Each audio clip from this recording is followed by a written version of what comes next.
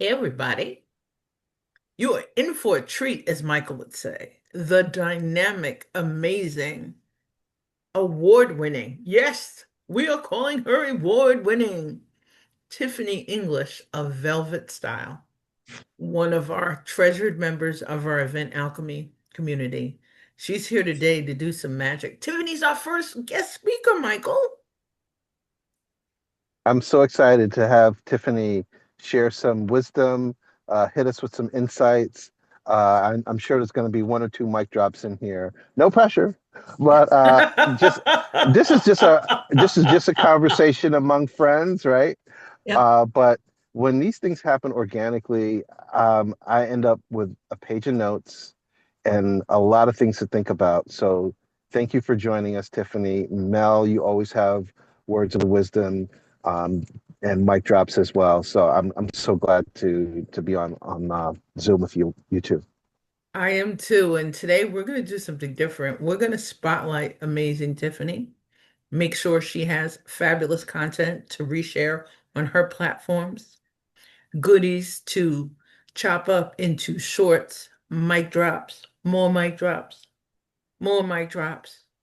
Tiffany, we did not ask you for a bio, so I'm going to make you hopefully very comfortable and and and give you a chance, popcorn style, to Okay. just take us with you and as Michael says, I'm so grateful for a pen here and lots of paper. And with full transparency, Tiffany and I were in an earlier Zoom talking about venues for not one, but two events. So thank you so much for joining us. Thanks for your incredible support of all things Event Alchemy and Event Alchemy Experiences. And beautiful Tiffany, take us away. Ah, thank you. Thank you so much. Thanks for the opportunity, Mel and Michael. I'm excited because I'm a big fan of Event Alchemy. I love each and every one of the topics. I love to give my inputs, but this is a particularly fun topic, nice and juicy about all about venues, because I talk about it quite often. So I'm excited to talk about it. But before I dive in, thank you, Mel, for the intro. Like she said, my name is Tiffany English. I am the founder of Velvetstyle Event Marketing, which is a an event company specifically to utilize events as a marketing strategy. So I'm all about the strategy of events and really working with companies that have an event-led strategy in place because as we know, those in-person experiences, they they carry on greatly after the event has happened. So once you do them right and put in, the time it takes to put that strategy in place of what you want your attendees to get out of it, the sky's the limit after that. So that's what I love to do. And I do it quite often in the corporate market. Um, Primarily a lot with client events, events that are looking to how to hone in and keep their loyal customers happy as well as obtain new customers. And so how does that event design play a part into that? But in efforts of, we can talk about events all day, right? You can talk about any aspect of it. But to keep it simple for today, we're talking about venues, all things about venues, both in person and hybrid. Uh, and I thought about this topic. I said, I should put together an outline. I should put some notes. I should put some talking points. But you know what? I'm going to do this on the cuff. Why? Because people always say, what is a subject that you can talk about without any, hesitation, without any, prior prep work for about 10, 20 minutes. So I'm going to challenge myself to give you a little bit, not all of it, of what I know about venues and why it is so important. It plays such an important component into your event experience. So, where do we start? When you think about visualizing the venue for your event, you first have to think about what your event goals are. What are you trying to do? So when I talk with people and, whether it's consulting or doing a strategy session, I invite them to brainstorm, to get it all out. What's that vision of the event? How do you want your attendees to feel?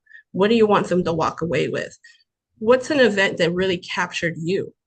So we talk about all the good components of the event. What makes it great? What did you like? And then what didn't you like? What don't you want? What I always say about events as an event host is you put the attendee in mind. And once you do that, you can hardly ever go wrong. Because if you're as long as you're in their shoes and you are designing your event for them, not you, for them, that's the key. That's what's important. Okay. So knowing who you're targeting for your event is key. And then, knowing what their needs are, what their wants, and making sure that you are designing that event for them. So once you have that in place, it starts with the venue. You want to plan that venue really in the beginning of the event, and you want to give it some attention, some love, some really thought on what venue works for your event, because there's a venue for every event, but that might not necessarily work for your event. So you want to make sure that you have a venue that aligns with your event goals. And that's why it's so important to start that process of brainstorming, goal setting, setting your objectives, knowing what you want to get out of the event. So you do that first, okay, before you go out and look for a pretty venue. And let me back up. When we talk about venues, it's so funny too. I say this a lot and assume that everyone knows what I'm talking about.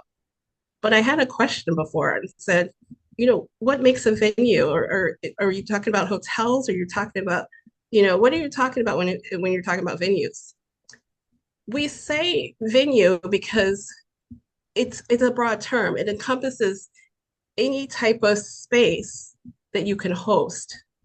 So whether it's a hotel, meeting room, whether it's a, private room in the restaurant, whether it's a lounge, whether it's an outside space, all of these spaces are venues. And so you want to decide what type of venue makes sense for that event. Some people, when I talk to, they say, no, absolutely, I don't want to be in a hotel room. And it's perfectly fine. If that doesn't fit your aesthetic, doesn't fit your brand, we start to, talk about, okay, what would you like? What is a good venue? Some people liked private rooms in restaurants, and some people don't. So thinking about, what's that energy? What makes sense for that venue? That's what determines where you're going to start. Now, I will say that I've done a lot of, private events, networking events. Networking happy hours are such an easy lift. Mel and I have talked about this a lot, just doing a simple happy hour or cocktail event, networking, because, a lot of us here are entrepreneurs and that's how we build our networking base. So of course, showing up for a networking event, but knowing the capabilities of the venue. Sometimes venues have semi-private space versus private space. And so knowing what your needs are your attendees going to feel distracted if they're inside a space, but there's other, restaurant traffic outside? Is there content in your program? And is it, security content or confidential content? You're going to want a private room with those doors, making sure that you don't have outside others looking in to seeing your content. So, knowing what type of programming is a part of your event plays a part in the structure of what that venue looks like. So being able to, open and close the door, and just knowing that your group is the only group in the room is different than having, an alcove in the front or back of the restaurant or bar. Another time too is making sure that you get the specific details from these venues, like a restaurant, which will say, oh yeah, we have a private room, but it's maybe a curtain, it doesn't have a closed door. Those are different distinctions of, determining the style, the structure of the space. So when you think about where you should have your event, making sure that you're asking all the questions and getting all the details. Because at the end of the day, the venue wants to sell their space. Okay. So they're not wrong when they say it's a private space. But if there's a curtain that separates you and the main traffic, but if you don't ask all the details or you don't set up the site tour or you don't do your due diligence, you might get to your event and be, less than happy because that wasn't addressed. One thing I want to bring up as well, as I'm starting to do more networking, the weather's getting warmer, we're out and about. Think about the capacity of your venue space. There were two events that I went to recently where we were packed wall to wall. And I imagined that the venue quoted the size and said, "Oh, we have capacity for maybe 100." When I say that, when I talk with others about designing their space for their event and the capacity, I always ask, "How many people are you expecting?" You never want to max out that space. And these two events that I went to,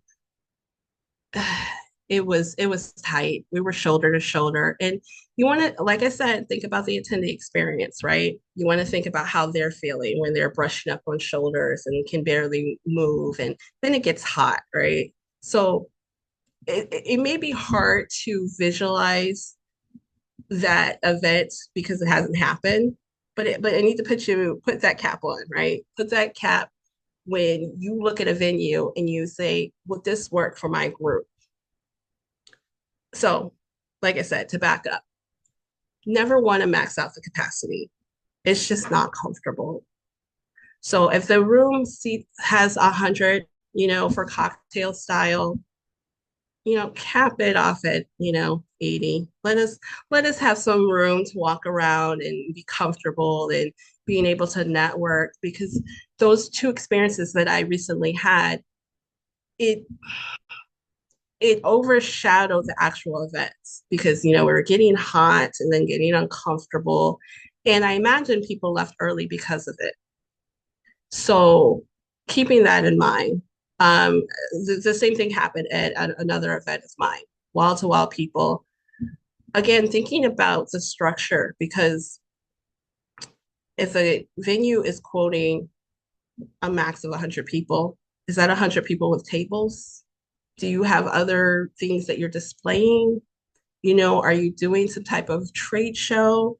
So being very detailed oriented, especially when you're talking to these sales managers. Like I said, they're there to sell the space. They're not wrong that it seats 100 people, but just not including all the tables and the chairs and the swag and anything else. So you want to keep those in mind just to make sure that everyone has that experience that makes them want to come back. And that's another reason why you want to select the right venue. The venue is going to really encompass that event experience, and it reflects on you as the host, okay? And as the host, are people wanting to come back to your events? Because, if they don't find the venue appealing, it reflects on you. And every time, you come up in their mind, they're going to think about that venue that it just wasn't for them. Another thing to consider, okay, we talked about, aesthetics and, different types and, feeling comfortable in the environment. But like a lot of things, location, location, location. Okay. Now I talk with people when I'm consulting, and when we talk about who this event is for, there's different groups, right? I always ask, are these people that are these prospect clients? Is this a client event? Is this a team event? Do they know you? Are you inviting new people? Why? Because that changes what type of venue you should be selecting. Now, here in Chicago, all right, the best city in the world, we have our choice of so many iconic spaces. And if you have people coming into town, you want them to come and feel good where I went to Chicago and I was here, right? So using that information to select a venue that's in a space where they're excited to come to. Maybe it's on the river, and summertime Shy is unmatched, right? So if it's summertime, which it is right now, you're not going to want to put them in some dull, dark, hole in the wall spot somewhere further away in a city they don't know. No, you'll want to be downtown probably. Especially people who are experiencing that real Chicago flavor. All right. So you want to find a venue that people are excited to go to. They're telling their friends, they're prioritizing it. All right. Now as the planner, I get quite a bit of event invites, particularly that are geared towards other planners. And I say, I say this to say, I'm not the only one, but I know that since the pandemic, post pandemic, I prioritize my time, my energy. I select events that are meaningful to me, that are, um, if they have the right people in the room that I want to network and connect with. And I always say this, gone are the days that we just show up to anything and everything. We just don't. We value our time. We we prioritize our energy, and we want to be in a space in a venue that makes us want to drop things, and put it on our calendar and go. So I say that to say is making sure that you are giving some real energy and research into the venue you select. Okay. And put yourself in their shoes. Would I want to attend an event here?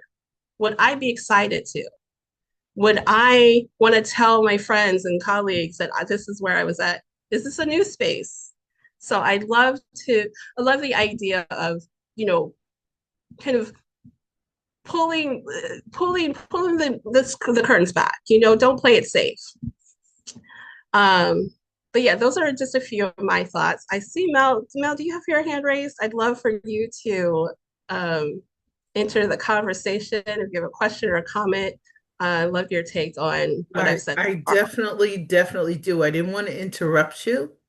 So also want to thank, amazing Lachelle, American Supermom, and Sean Michael. Oh, Sean, you're missing the rest of my activated title. Some amazing energies in the room.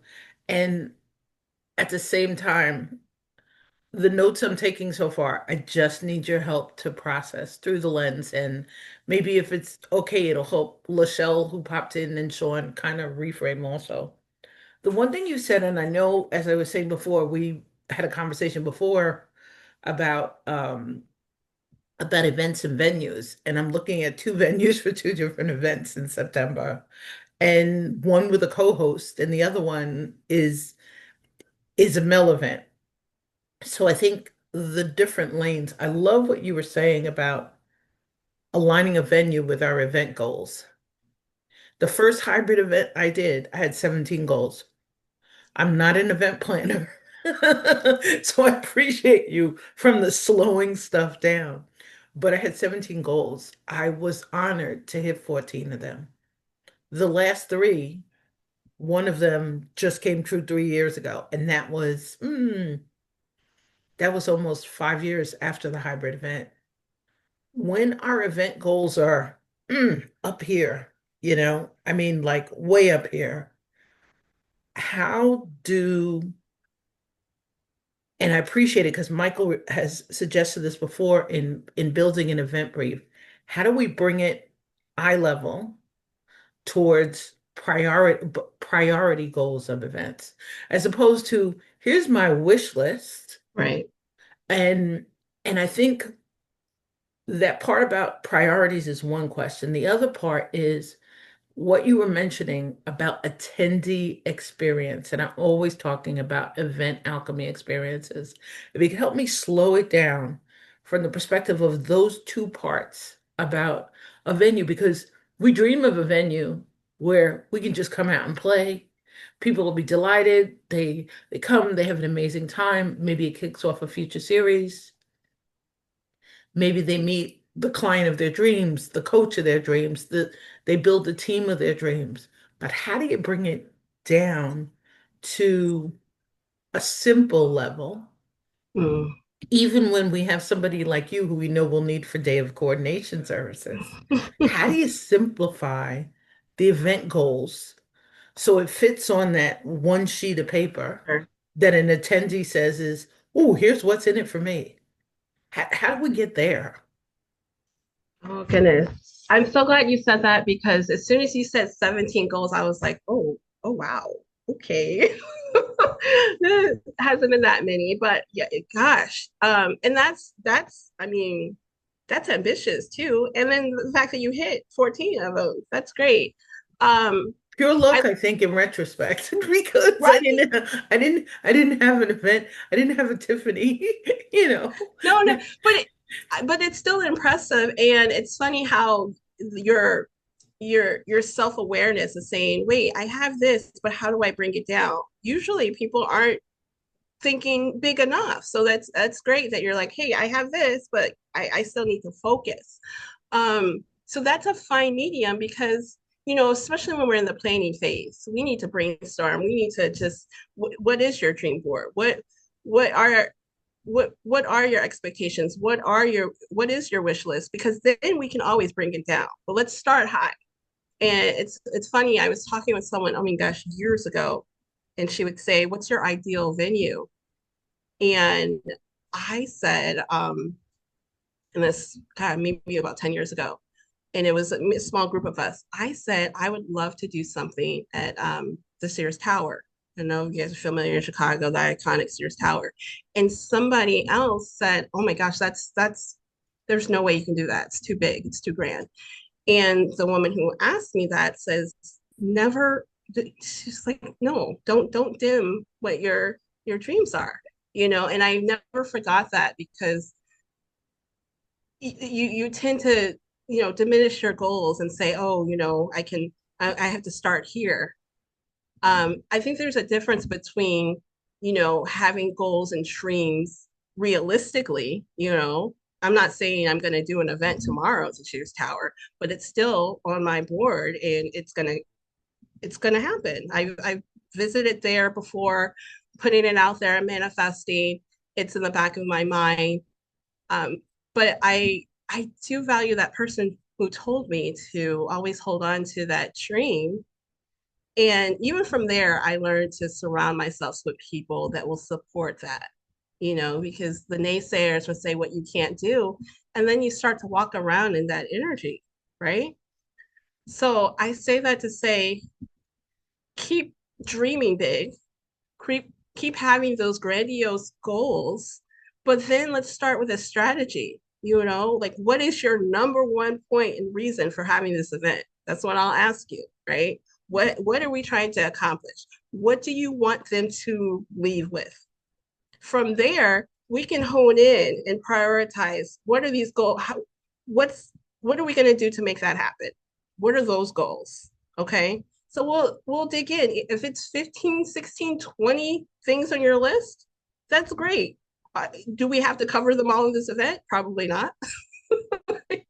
And that's why we do more events. We start a series. We launch this one event. And even if you're starting, I want to make that clear for anyone who is watching now or watches the replay, and events may be intimidating for you, especially in the in-person um, arena. You start, someone started. All right. Even the big gurus of our time, they started with that one event. Just start, because it always gets better from there, right? So we don't have to put all 20 of those goals and those dreams and those wants in that one event. We want to focus on what this one event is going to do and seeing how we can measure that goal. And I hope I'm answering your question, Mel, because I think it depends depending on the event on what we need to prioritize. We really have to specifically look into what that looks like. But so I'm just giving you more of a framework. Okay. Um, but because I come from more of a marketer slash strategy, those are the things I'm going to ask you. I'm going to ask you why we're having this event. And it's interesting that, I come from a corporate planning background. Some of these top corporations can't say why they're doing this event. They're saying, oh, we're doing this event because we've always done it every year. That's not enough. That doesn't, that's not worth doing an event. And now post pandemic, it's not enough for our attendees to show up to the event, to check a box, to do another annual dinner. We've had our share of steak and steakhouses. We have sufficiently have been at home and we ate good, we drank good, you know what I mean? So you have got to provide a reason for us to show up to your events. And there are companies that are starting to do that, and you have to compete with them. You can't give us the same old program, right? So that's what I say. I say, um, hone in on the why. That's important. But I love, thank you, Mel. I love, we have a few other people. I'd love if there were any other questions or comments. Oh, sorry, Michael, I see your hand. Is there anything that you want to comment on to say, or can I clarify for you? Hi, Tiffany. Just wanted to say that was fantastic.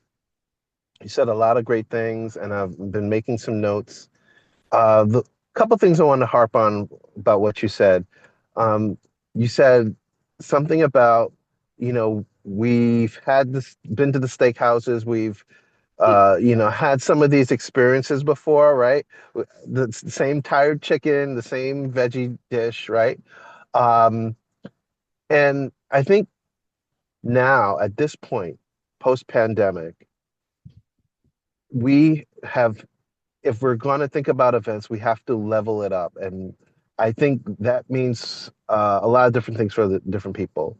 But um, the way things used to be, we can't go back to that anymore. Um, we've had time in our homes to cook great meals, make mocktails, cocktails, bake bread, and do all these other things that uh, experiences that we've had at venues. So now coming out of the pandemic, when we are attending events, we've a lot of us have done it in our own homes, so that when we go to places, we're now expecting more. So Yeah. that's what I thought about when you said that. And the other thing about these venues too is like doing a walkthrough of these places and just seeing what it's like. Not maybe not when it's convenient for the event um, person or coordinator of the venue. Sometimes we have to kind of see it when we're going to be there at that time, right? Sure. And so if there's music playing, if there's a commotion outside, or if there are like many people that are inebriated outside and there's a club next door and it's thumping and you can't give a speech during this event that you're planning, right? That's gonna really hurt our event experience for our attendees. So, some wonderful thoughts and things to take away. Thank you. I love that. So you bring up a good point about area and timing. There is a area in Chicago that is great for, they have these great raw spaces for weddings. Okay. But in this area, it is not well lit and it is scary at night. Um, some of those venues that I walk, I said, oh, this would be great for a daytime event. So I love that you say, visiting these places when, during the time that you're having it. And I always recommend a site tour. If you can't do it, having a friend do it or someone that that can be on the ground. Because like you said, you just never know. And again, the sales manager is selling the space. It could be a beautiful space inside, but what does it look like outside? I I was in another city. I was in Austin years ago, and someone asked me to just stop by a hotel. It was gorgeous online. It was great. I walk in, there's construction outside, and it's like the barriers are up, and it's loud. And there's cranes, and I'm like, no, no, no. So, good point about just when you do decide for a venue, getting that site tour, seeing your environment, seeing what it looks like when you're going to do an event, understanding any seasonal things that happen. Chicago Cubs game, you don't want to be in the mix of it if that's your venue on a Cubs game. So those things too you want to think about. Again, though, the best bet is to hire a planner. So I'll just go ahead and say that because we think about so many things that other people don't because we live and breathe these events. I spend 40 hours a week at least in event mode. I have I have made so many mistakes that has drilled me into what not to do. So it may not be on everyone's budget to do, um, but highly recommending when you are going at it. And it just helps. It just helps having that professional insight of knowledge and being able to making sure that someone has your back, and then your bases are covered. So I highly recommend having a planner on your side when you do We're an gonna event. have to we're gonna have to share this recording with Martin Stark because Martin threw out a pitch at the Chicago Cubs game after not he never played baseball. She had to train to throw out this pitch. And yeah, he's got really cool pictures on it. I'm gonna have to share it and tag you in the thread, but That is he's so cool. he's got a picture just of the experience behind the scenes. And he had a publicist and people traveling with him, but they helped him, tailor these elements. Yeah. And he's back in Australia with his Chicago Cubs jersey with the name Stark on the back of it. So I really want to thank you for mentioning that and also for mentioning one of our Event Alchemy regulars. I love what Michael was just saying, and you just helped me understand a question I had for you before. So on our to-do list, I now want to see the two venues that you just mentioned before about going to the site visit at the much larger one to Hmm. go meet with your event person who could show me their private spaces, and then going to the other venue. So to tag team. So I really want to thank you because I think that's the problem sometimes. We have a lot of notes, we have a Yeah. big wish list, and with a co-host, we have amazing dreams. And I'm really excited for the first one to be planning it with amazing Shel Shapiro, who's done a fabulous outline in terms of a wish list. But I just was reminded last week about how visual I am Yeah. and that I need to go see the space, go see the windows, go see the door. I don't necessarily need the food taste of what the menu is going to be like. I'll leave that up to the foodies, but to kind of visualize what the space will be like so that I can envision myself there as an attendee, not just as a host.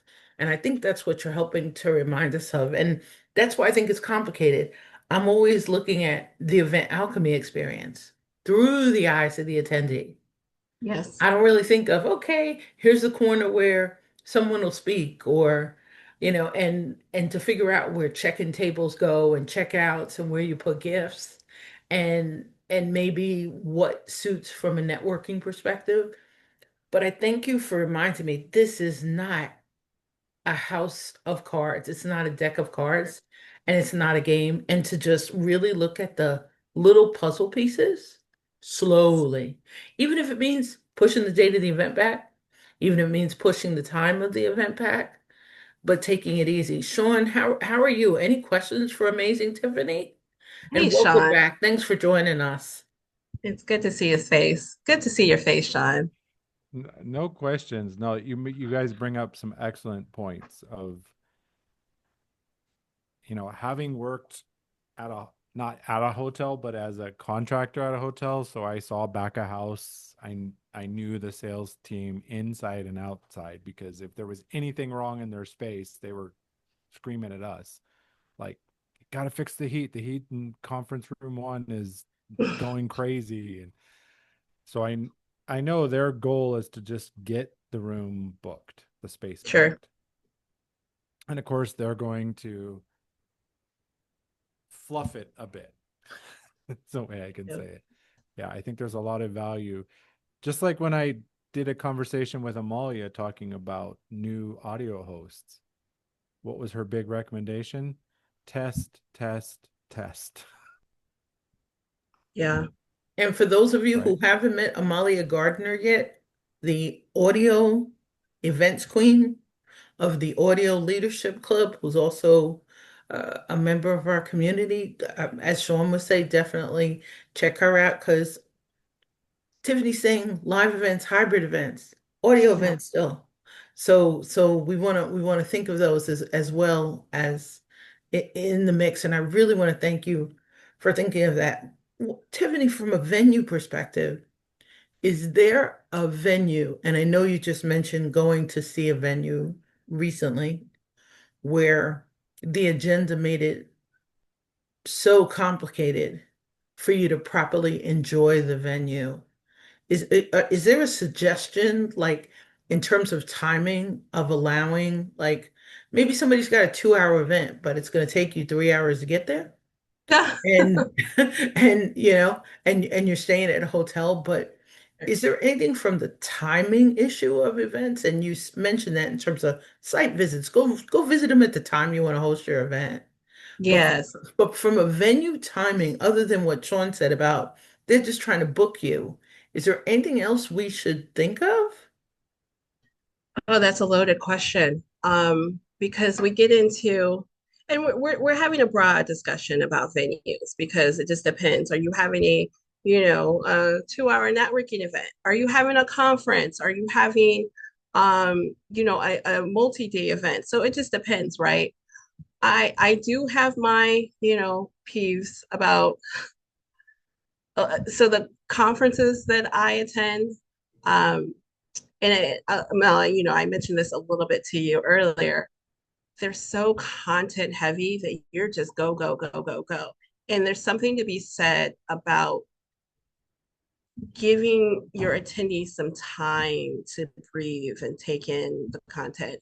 And Mel, you do a good job of imagining, oh, you know what? I want a room that people can retreat to, or oh, I need some space to, some downtime space. So being cognizant when you are putting together your agenda that the venue will match. There are a lot of, especially hotels, what I look for is there space where I can leave the room and take a call or do a quick email? Is there, those lounge couches right outside the room? I I I can't believe how many hotels don't have that space outside the room. And when I found it at a hotel, the entire atrium was designed to just meet and work. You can, grab a friend and just sit by the couches. You can take a call and not feel that you've got to stand in the corner, for an event. So when you are doing those sites, taking the layout into consideration. Is there just open space that we're able to use? Um, yeah, I find it really interesting that a lot of hotels are not necessarily designed for that co-working remote worker. We're always, maybe we got to do something really quick. We shouldn't have to go all the way to the lobby or all the way back to our room. We should be able to have a little, nook and cranny or corner. Do we have to get on a call? So if that is the design of your event, making sure that when you are doing that site that you do, notice what's around that space, that comes in handy. Um, yeah, I definitely think, having a good site and site tours, site inspections, that's a whole other topic, but I do want to touch on when you do arrange a site with a sales manager, take into account how they treat you, how they act. Are they on time? Are they happy that you're there, or are they acting like you're bothering them? Even if you had an appointment, are they rushing you? Um, do they like touring you? I did a site tour, and the sales manager says, I love doing tours. It's my favorite part of my job. And I said, oh, really? Why? He's like, I get to meet so many people. I get to hear about so many events. And from there, I was like, oh, this is going to be fun. So take that into account, because that's going to really, kind of go into point. If you do an event with them, are they going to cut you off? Or they, you know what I mean? Like, that's the start of that relationship. And we talk about venues, but they're under the umbrella of hospitality, right? Sean knows this, he's worked in hotels, he gets it, right? Um, Hospitality is a key, and it's a relationship business. Okay. So going in for that site is that initial contact to build that relationship. And if you don't feel that that relationship is a good one, get out. Don't force it. Get out. I always tell people, there there's always a venue. There's never going to be a a inventory, a less inventory of venues. So they need you more than you need them. So if you don't feel that your business is good there, get out. Go somewhere else. All right. They're not the only kid on the block. So I'll say that. I'll stop in that, because site tours is a whole different subject. But I did want to mention about making sure that you feel comfortable with that site, and that you feel comfortable being in that space, because that's the whole another reason to be there. When you walk in, do you feel like this is my? It's kind of like buying that house, right? Is this venue? Is this my home for this event? And if it doesn't feel like that, get out. Get out. Don't force it, because you know what? At the end, it's just going to be a not so good experience throughout. Hey, Sean, what do you got to say about that? 100% agree. I actually just put that in the comment. We were talking about that in the Sage Leadership Room about energy, about what energy we bring into the space, like reading the space and the people in it, to make sure energy is aligned.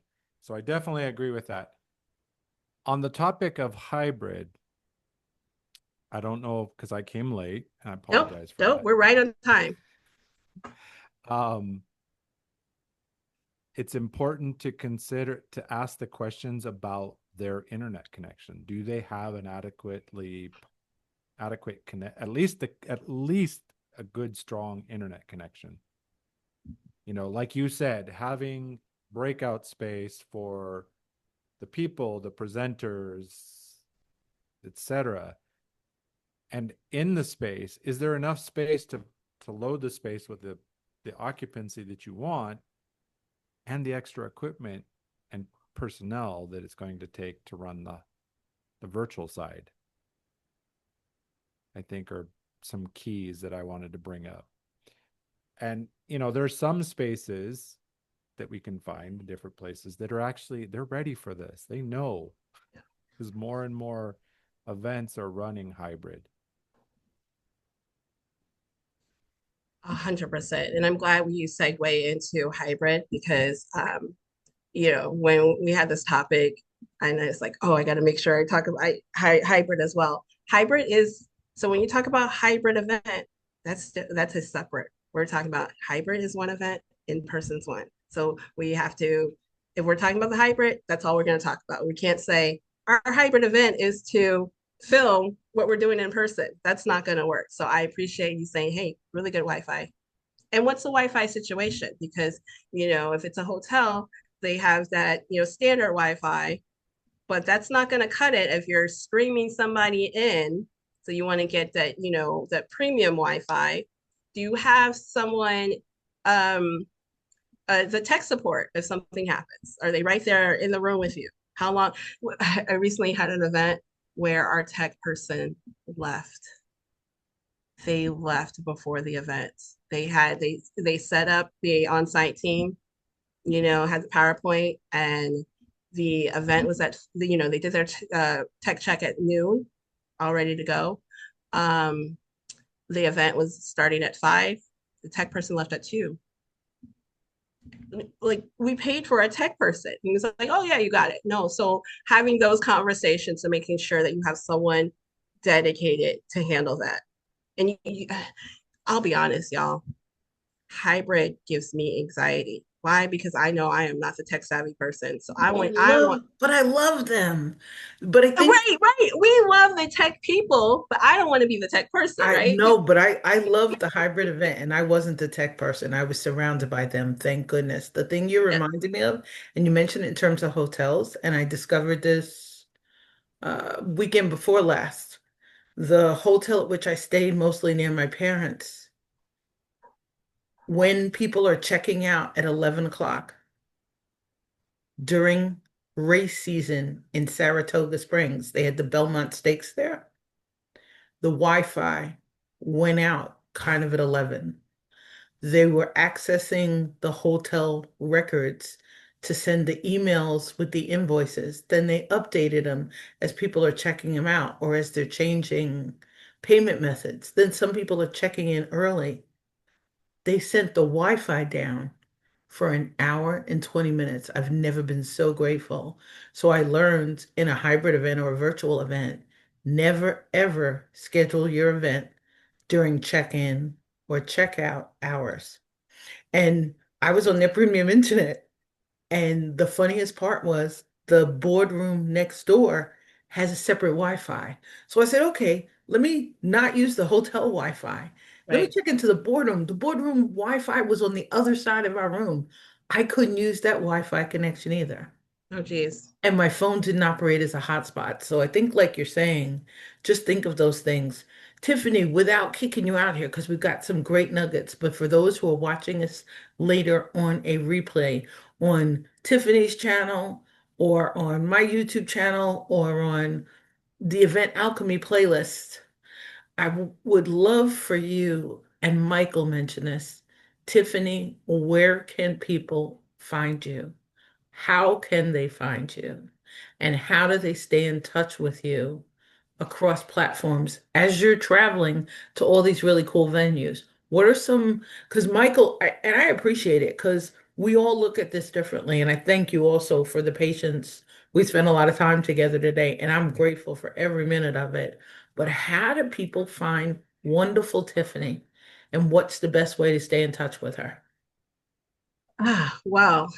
Yeah, thank you. I'm a work in progress. I'll let you know this. But like I said, so you mentioned YouTube, started a new YouTube channel where I have a weekly conversation about events. It's called This Week's Live About Events.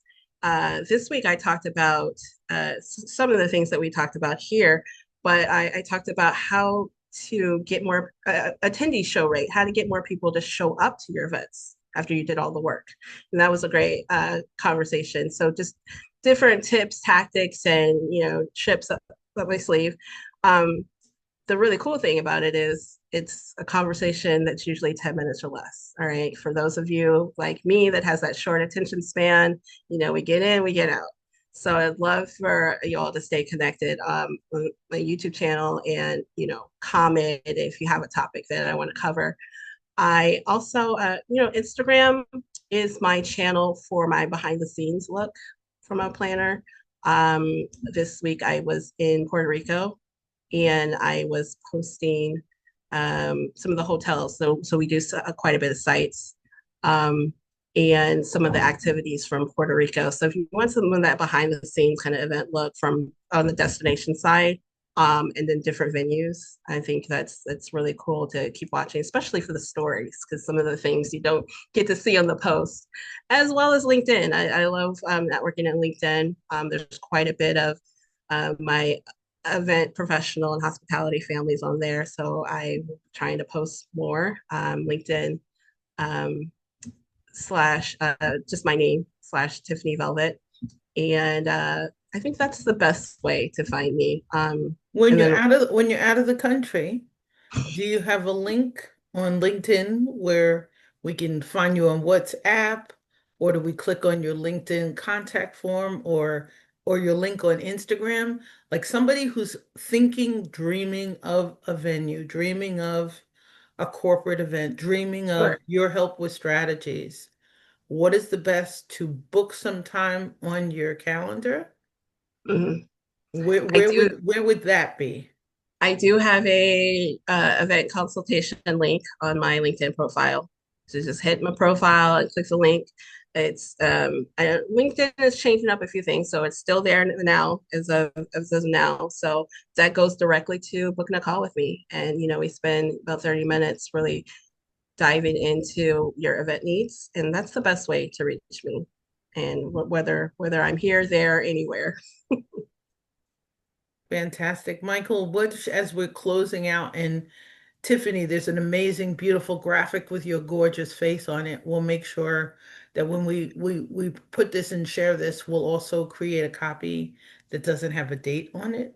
So for those joining us on replays, and we don't often share our replays, but Tiffany, we need to do this again, whether it's a premiere conversation on your channel and we invite people in, whether it's on my channel, whether we tag team for it. Let's figure out the place and the space to do that. And Michael and I have one event alchemy on my channel. Whoa, it'd be really nice to have more than one and Yeah. and create a public playlist. So you let us know what works for you in terms of a timing.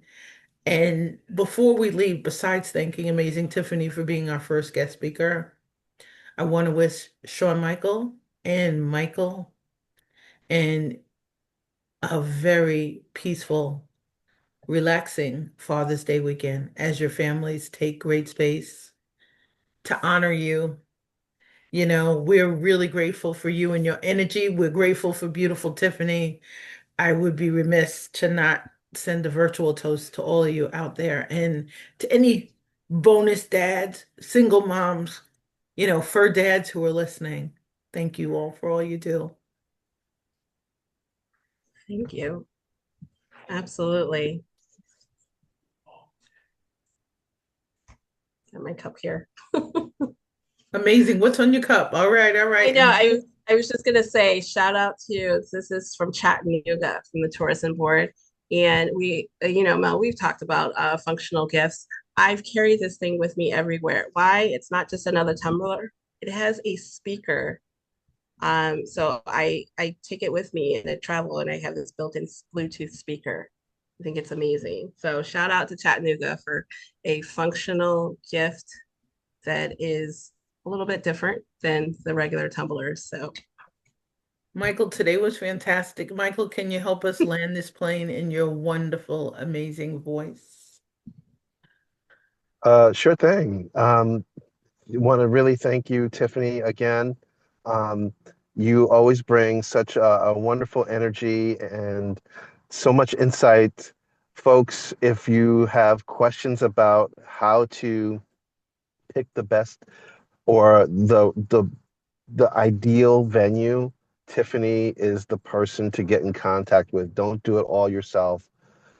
So I really appreciate all the insights that you left us with and great takeaways. Mel, it's always great to have you as my co-host. We help each other, we support each other, and we also want to thank the attendees. Shawn Michael, thank you for showing this afternoon, and Lachelle, who was here earlier. We hope to see you next week.